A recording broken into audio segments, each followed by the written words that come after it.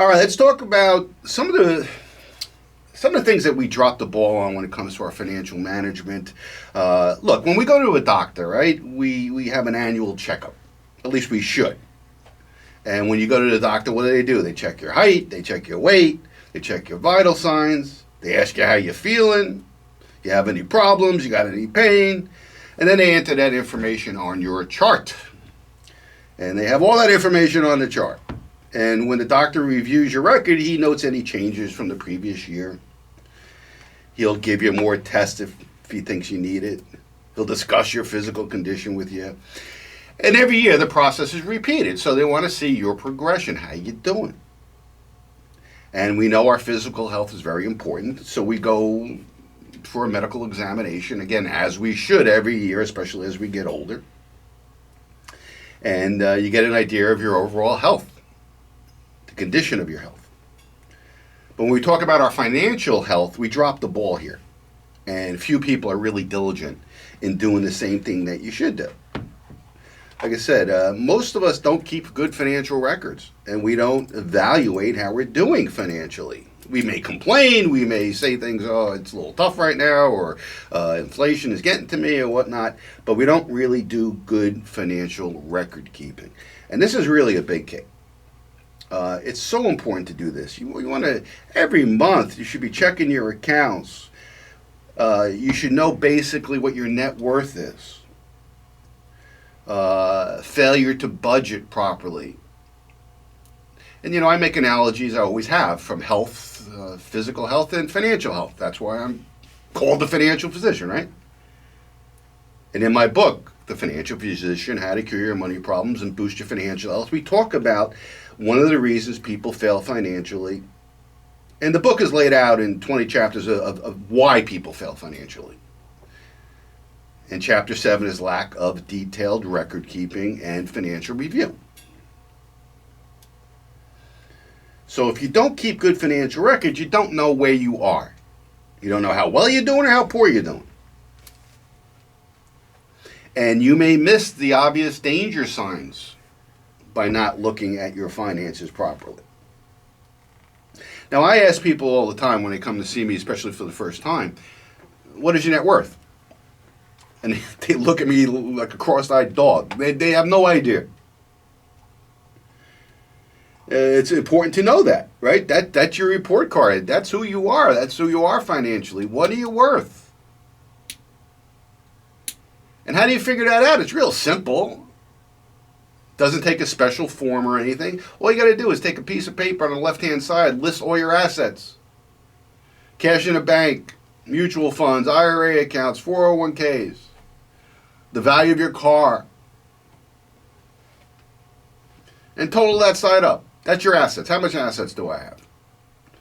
And on the right-hand side, you draw a line down the paper. On the right-hand side, write all your debts. How much do you owe anybody?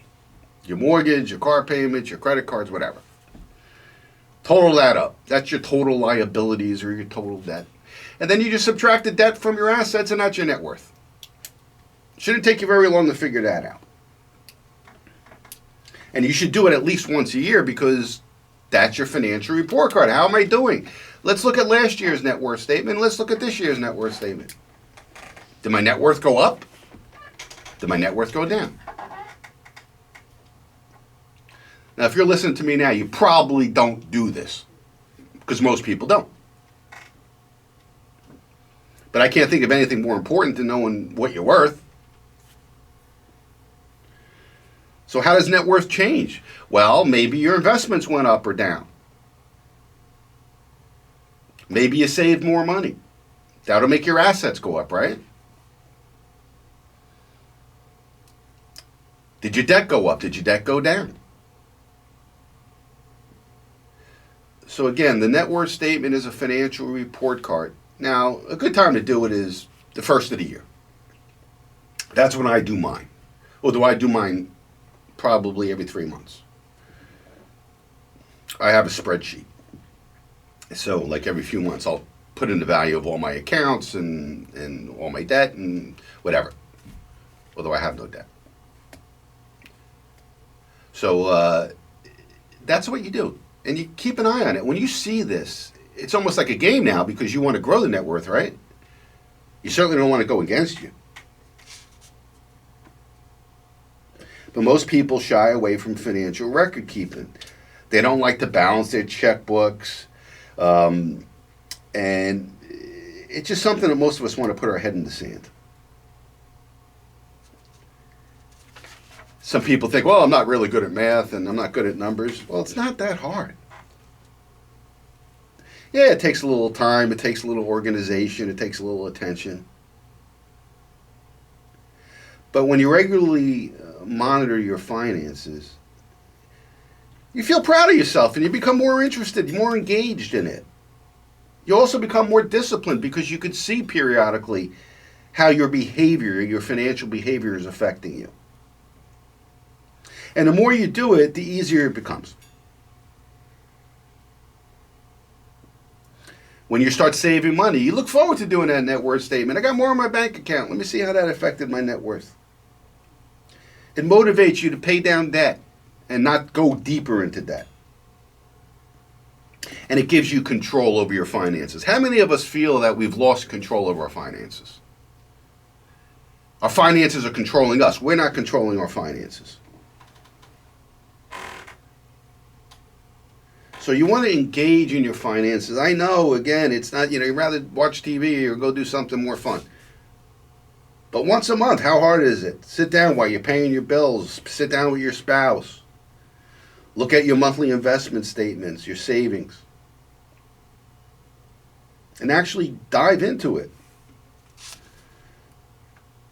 So, again, you're sitting down to pay your bills.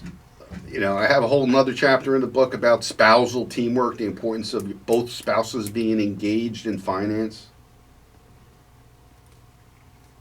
It's a big one. I'll talk about it in a future show more in depth. I do it periodically, but it's so important. How many times do I see a couple come to see me and, one of the spouses is doing all the talking, have all the statements, and the other one just sits there, disengaged. And I say, well, how come what are you doing this? And they're like, well, he handles all the finances, or she handles all the finances. And by the way, nowadays, boy, in my 40-year career, how things have changed. In the beginning of my career, it was always the husband who was in charge of the money. And the wife just sat there and didn't even know what their financial situation was. Now it's pretty much the opposite. I'm seeing more of the women in charge. That's probably a good thing. Women are more diligent and more engaged than men are when it comes to money. So it's important for couples to sit down together and review this. Every month, what should you do? Examine every bill and every statement. Line by line. Look at your credit card statements. Make sure everything that's charged on there is correct. Now, this can cause some problems within a marriage. Because if you start looking at this credit card statements together and say, hey, honey, what is this? What is this $350 charge you did at Macy's? But it's important to discuss that. Make sure everything's accurate. Question which expenditures were absolutely necessary. There's a difference between need and want. And especially during the times that we're living in, these inflationary times that are very difficult. What do I need and what do I want? And we're seeing a lot of people now not being able to buy what they want because the things they need are too expensive. Ask if any expenditure was too expensive, or whether or not you could have got it for less by shopping around. Check your interest rates on your credit cards and your line of credit. How much balances are available to you if you need it. Bills can be wrong. I've seen errors on bills all the time. I've seen interest rates charged on credit cards and I didn't even know about it until I looked at the bill. And if you have questions on any item, immediately call the credit card company and find out, or whoever billed you. Sometimes credit card companies will reduce your credit line. You won't even know it. They're not going to call you. All of a sudden, you had a $20,000 credit line. Now it's been pushed down to 10. Many credit card companies are doing that now because of the economy and more people getting behind on their bills. A lot of credit card companies and banks are lowering credit things. Why is that important? Well, obviously you don't have the credit available to you, but your credit rating goes down when they lower the amount of credit available to you because of credit utilization. So say you have $5,000 in debt on a credit card with a $20,000 credit line. You have a 25% utilization. Now, the lower the utilization, the better credit rating you're going to have. But if they lower your credit availability, your credit line from 20 to 10, all of a sudden your credit utilization went to 50%. That's going to adversely affect your credit score. So you want to keep track of that stuff. How about your investments? You want to monitor your investments every month to see how each one is performing. Make sure your strategy is working, that you don't have too much risk. Now look, a year like this year, where the market's down 25%, stocks and bonds have had the worst year in 50 years, you're not going to do well. If the market's down 25% and you're down 10, you're doing pretty good relative to the markets.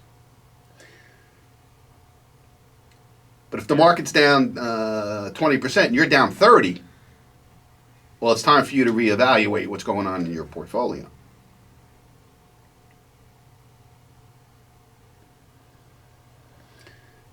And too many people don't monitor their investments very well. Your 401k. A lot of people told me, I'm seeing it lately, I haven't even opened up my statement. When it comes in the mail, I just put it aside. I didn't want to even look at it. That's not a very wise way of managing your money. Putting your head in the sand never works.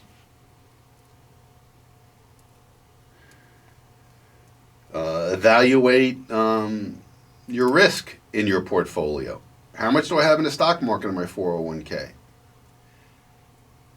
It's not unusual for many people to have no idea of their risk profile in their investments. Just yesterday, I met two nice people, new clients of mine, and they had 401ks and deferred comp plans and whatnot. And I asked them what percent of the stock market, and they didn't really know. Because the name of some of these investments in your portfolio doesn't tell you it's a stock market. American Funds Heritage Fund. What does that mean? Well, it's a stock market fund. Mid-cap fund, value fund. What is it? Growth fund. What does it mean? It means stocks. It means equities. So here I saw a couple pre-retirement in their mid-50s who have 100% of their 401ks in the stock market. And they didn't know. And we see that in the last quarter, they're down 20% in the last 3 months. And for the year, probably closer to 40%. You have to know this. You can make adjustments. You look at it and say, wait a second, let's figure out, okay, we're 85% in the stock market. We're 100% in the stock market. And the theory is the closer you get to retirement, the less risk you should have. Take 100 minus your age, that's your maximum stock market exposure. So if you're 55, the maximum stock market exposure in your 401k or in your portfolio should be 45%. In this case, this couple was 100%. And they didn't know. So every month you want to sit down, look at your debts, your credit cards, your bills. I know nobody wants to do this.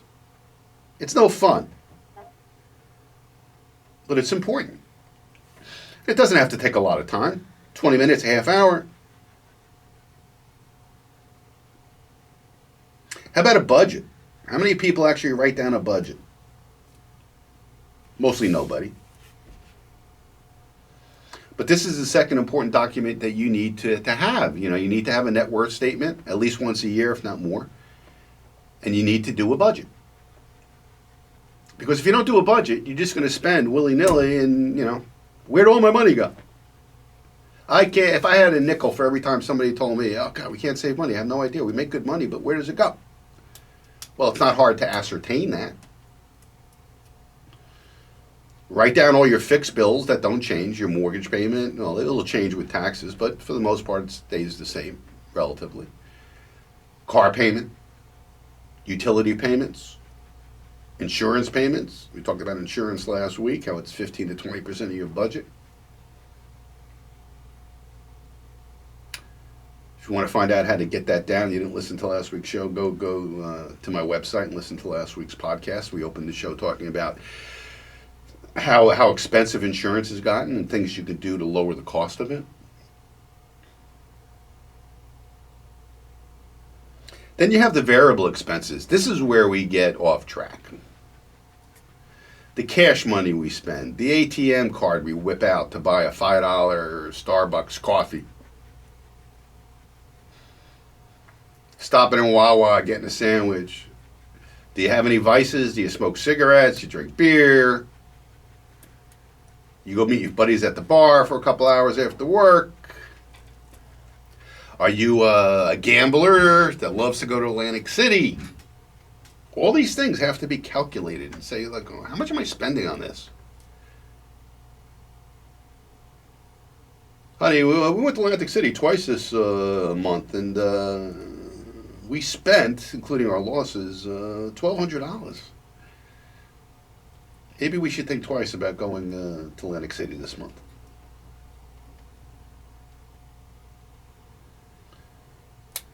And it's those little things, it's those cash things, the Starbucks coffee, we go out to lunch, we get pizza, breakfast, whatever. I tell people, you want to find out where your money goes? All right, take your bank statement and look at all your fixed expenses and all that. And then for a month, carry around a little flip pad in your back pocket or your pocketbook, and every time you spend a dime, write it down. Every time you spend a dime, write it down. And you'll find out where all your money's going. Just think about it. If you spend $10 a day for lunch, you go out to lunch, you spend $10, you buy yourself a sub, a sandwich, pizza, whatever. Okay? And you work 5 days a week. That's $50 a week, that's $200 a month. Can you get that down by bringing your lunch? Sure you could. Big time. I know somebody who eats breakfast out every day, 7 days a week, and lunch out 5 to 7 days a week. That's like $500 a month.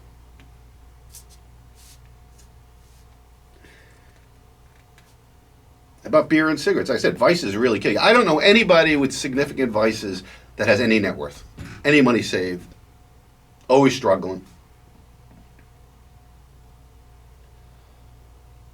Husband and wife smokes 2 packs a day. I think cigarettes are up to something like $10.50 a pack. Can you imagine that? And you smoke 2 a day? And your spouse smokes 2 a day? That's $40 a day. That's $1,200 a month. Oh, you like that 6-pack of beer every day? Get another $400 a month.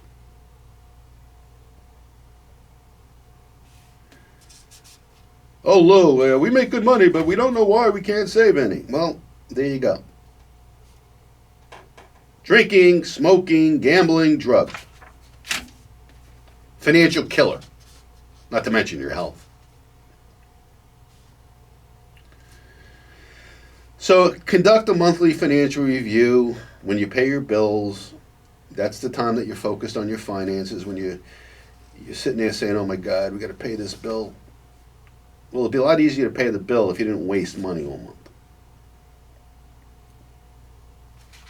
Now, of course, you got to enjoy life. I'm not saying live so austere that you don't enjoy life. There's a balance there.